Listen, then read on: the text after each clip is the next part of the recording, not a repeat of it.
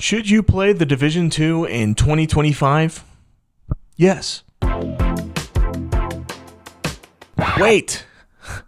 I'm not done talking. I'm a Destiny fan at heart. I love Destiny. But Destiny does not love me. From overpriced microtransactions to time gating to bad decision after bad decision to overpriced microtransactions. Yes, I know I said that twice. It's doubly true. There's really never been a worse time to be a fan of Destiny. So there I was, disappointed out of my mind with Destiny when suddenly I see him. The only one who could save me from this Destiny depression, Yannick. You guys don't know who Yannick is? Yannick is the Division guy. Chances are when there's something going on in the Division, typically it's Yannick who relays it. I was under the impression that the Division 2 was no longer being supported, but here's Yannick telling me otherwise. So I download the Division as fast as possible. And by fast as possible, I mean 7 solid hours of downloading. But after those 7 hours, I had the game installed, and the rest of the weekend is pretty much history. The premise is simple. You play as a Division agent, a sleeper super soldier with gadgets and guns galore. You are activated in a response to a global viral outbreak, or pandemic, if you will. Yes, the Division has aged beautifully. It's apocalyptic in the sense that society has fallen, but not so much as to not get back up. Regardless, there is a power vacuum, and it's your job to fight back against the rising gangs and military organizations in an attempt to maintain civil order.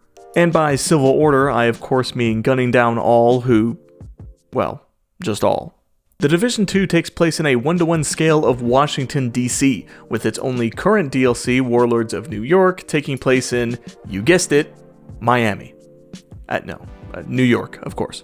But the base map of Washington, D.C. is where most of the game takes place. As someone who has been to Washington, D.C., granted, a long time ago, it's neat to see things that I recognize, and I especially like the Air and Space Museum. The environments all look amazing. Everything is so rich and full of little details. It's always been something the Division has done well, and coming back to the game years later, I'm still amazed at the environments and how they not only serve as eye candy, but play a big part in moment-to-moment gameplay. The Division is a cover-based third-person shooter. It's the core of the game. It's what you do, but it's also the most interesting part of the game. You see, everything is cover, and in a post-apocalyptic Washington, D.C., there's a lot of everything. Cars, trucks, sofas, hot dog stands, boxes. If it's in the world, you can use it as cover. It seems like I'm stating the obvious, but actually, I am. The Division knows its own identity. It knows what kind of game it is. So how do you make a cover-based shooter interesting? Well, you make the cover itself interesting. It can be easy to get swept up in the RPG side of the Division, with the number crunching and build crafting. But at its core, the Division offers the most compelling cover shooter foundation I've played yet. The cover itself is a fundamental part of the game, so taking you through the Manning Zoo Aquarium or the Air and Space Museum isn't just for show. You get to fight around the Mars exhibit, or a safari. And because each environment is laid out distinctly, the game plays different in each locale. It makes me feel like a little boy again, like I took my action figures to all these different locations. Just me? Alright, but really, the environments is a big part of what makes the Division so much fun. The cover always looks varied thanks to the environments, but it also plays distinctively as well. And it gets even more interesting when you start considering the opposition. Enemies come in different classes, all with their own specific strengths and weaknesses. Some rush you down without using cover, some use gadgets of their own to try and flush you out, and some are walking tanks that try and pressure you into a corner.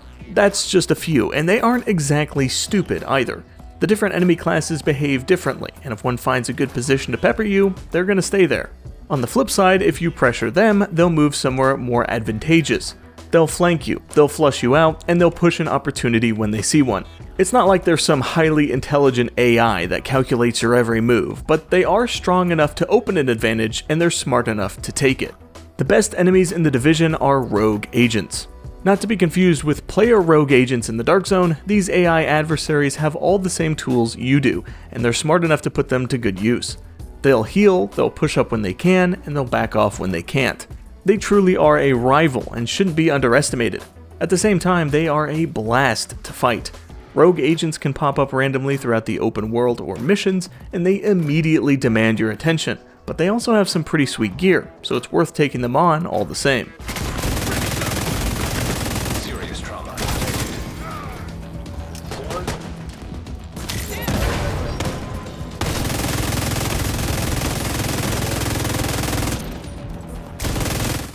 It's hard to fully explain what it feels like when the magic happens in The Division. It's an RPG, yes, and we'll get to that, but at its foundation, The Division offers a really engaging tug of war with opponents.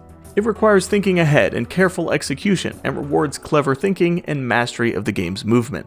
It's a really fun primary gameplay loop, and having such vibrant and varied locations keeps the gameplay fresh because that primary gameplay loop revolves around the environment and the cover it provides. The gameplay is fun, and you can get quite a few hours out of the campaign, but what about the endgame? Well, this is where the RPG stuff comes in. No, this isn't an RPG with branching paths and a morale system. This is a rough and tumble action RPG. Think Diablo meets Gears of War, and you're on the right track. Gear revolves around 3 major stats: guns, armor, and electronics, which increases your firepower, toughness, and skill effectiveness, respectively. There's a ton of basic traits to choose from, but the highlight here is definitely the gear sets. Would you stop that? The gear and builds add that final layer to the gameplay that make it truly stick and give it that replay value.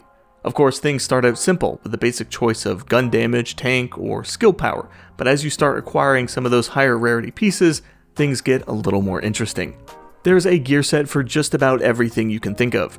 Striker's battle gear gives you stacking weapon damage with each bullet you land. Ongoing Directive gives you and the team special hollow point ammo. Hardwired cranks your gadget uptime. Umbra Initiative gives weapon bonuses while out of cover and armor regen while in cover. Tip of the Spear, Foundry Bulwark, System Corruption, Negotiator's Dilemma, Aces and Eights, True Patriot. And that's not even all of them. When I say there's a ton of gear sets, there's a ton of sets. Making a build in The Division is as easy as picking a set and matching up some bonuses, but there's always room for improvement. Maybe I can squeeze a little extra damage in here, or maybe I can add some sustain or extra armor.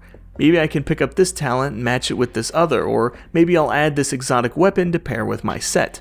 The options are nearly limitless, and when you get something to work, it feels incredibly rewarding. You can take some of the toughest difficulties and trivialize them with a good build, and while it's not handed to you, it's also not rocket science, and just about anyone can put a setup together that works in tough content.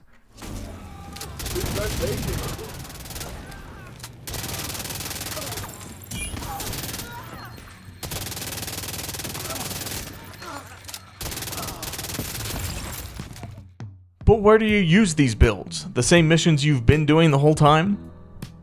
Kinda. The variety of things to do in The Division 2 is actually quite impressive. Unlike Destiny, which likes to take content away, The Division 2 has maintained all of the content that's been added over the years.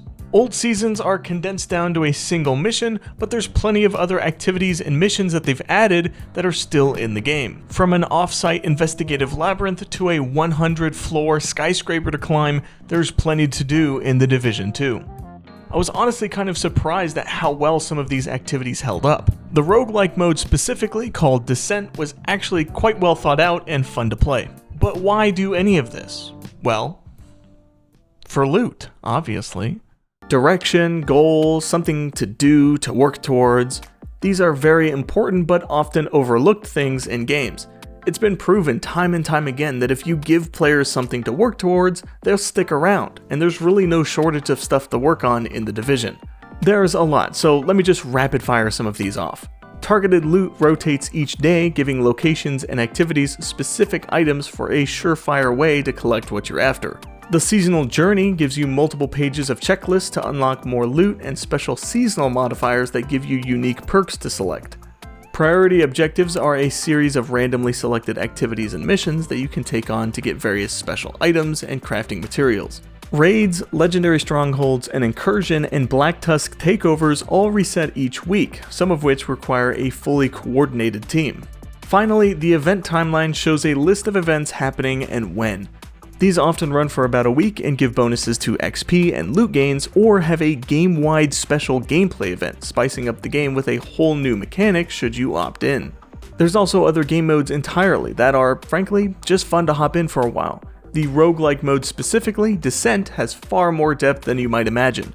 Kenley College is another interesting activity that has you scouring the campus as a sort of dungeon, having to find your own way without the help of waypoints. Again, they're just fun. It sounds like the perfect game, right? Wrong. What would be the odds of that? If you've heard about The Division before, you've probably heard about the Dark Zone. It's basically an extraction shooter before extraction shooters were big. In the first game, it was crazy. It was an unpredictable crapshoot of people threatening each other, swearing at each other. Honestly, it brought out the worst in people. Simple as that. It was, however, incredibly fun. You'd go in there and stuff would just go down, and then everybody leaves and acts like it never happened. It was really cool and really unique. In The Division 2, though,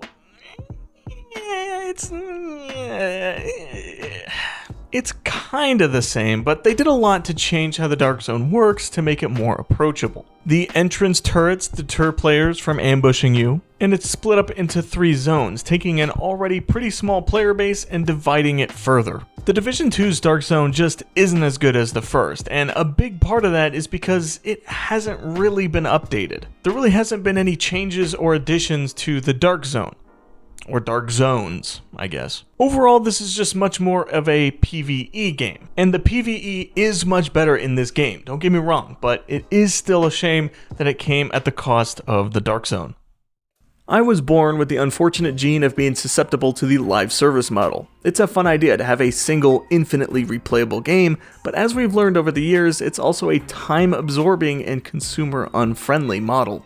The Division in some ways is no different. It wants you to spend a lot of time playing the game, but where it differs is in its execution. Sure, it's got a seasonal model, events, and microtransactions, but it also does a lot of things right.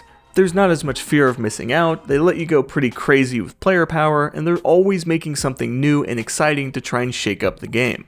Massive has always gone all out on The Division, and I applaud them for it. It's a niche game, not as globally enjoyed as something like Destiny or Borderlands, but it's also unlike anything else out there.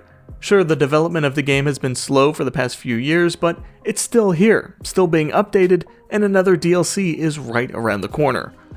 I will always look upon The Division with positivity, just like I do Destiny. And it's for the same reasons. The original Division is where I met a dude that I still play with to this day. It's a fantastic co-op game that gives a common place for people to sit down and play a game together. I love The Division, and I will die on its hill as the best looter shooter live service game out there. There's not many, but The Division is probably the best. I would even go as far as to say I prefer The Division over Destiny, even though it doesn't quite hit the highs that Destiny does. I'm excited for the DLC, and it's only going to be $15, which probably means it's going to be a smaller DLC, but I'll be happy to jump back into cover with the guys nonetheless. It's a really good game, and if you're looking for a different looter shooter to play, this might be it. We will be talking about the DLC when it comes out, but I wanted to make this video to build up a little bit of hype and maybe even bring some new folks in for the upcoming release. So if what you saw today looks interesting, give the game a go. Uh-oh.